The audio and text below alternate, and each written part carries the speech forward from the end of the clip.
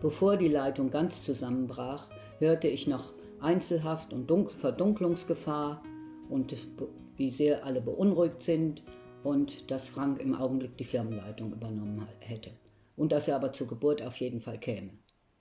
Ich war in höchster Sorge. Aber kurz darauf erreichte mich ein eng beschriebener 10 Seiten langer Brief, in dem Frank genau die Einzelheiten schilderte, was passiert war. Irgendjemand hatte eine Anzeige bei der Polizei gemacht und erklärt, dass der Finne damals nicht eines normalen Todes gestorben sei.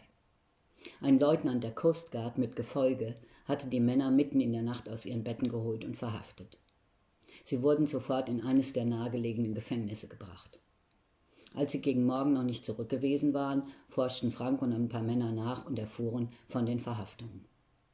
Frank betonte in seinem Brief, dass der Finne nachweislich volltrunken mit dem Kopf auf die Reling gefallen wäre und darum gestorben sei. Aber dass es für alle Beteiligten schwer wäre, das zu beweisen. Die Verhaftung sei ausschließlich auf den falsch ausgestellten Totenschein zurückzuführen. Denn, schrieb Frank, unser Doc hatte als Todesursache damals Hitzschlag angegeben. Meine Eltern waren in heller Aufregung und redeten auf mich ein, nicht mehr in dieses gefährliche Land zurückzukehren. Aber als sie Ende Oktober ihren Schwiegersohn wohlbehalten in ihre Arme schließen konnten, waren sie fürs Erste beruhigt.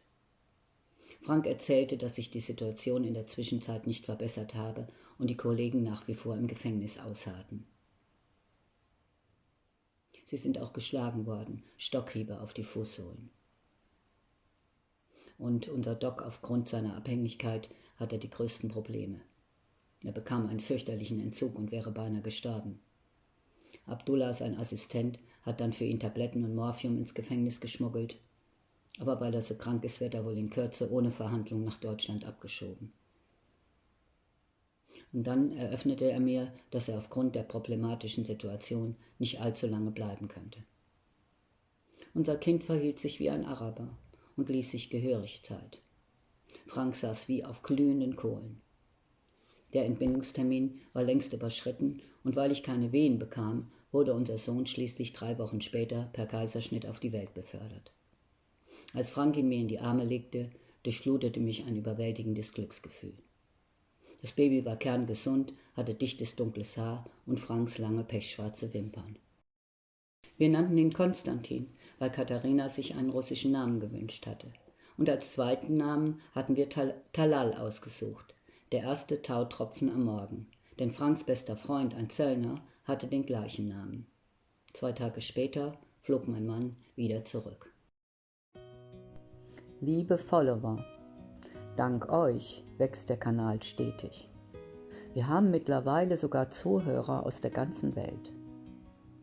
Nur mit den Abos hapert das noch etwas. Dabei kosten die ja nichts. Und den Daumen hoch ist auch ganz wichtig. Wir hören uns. Bis bald.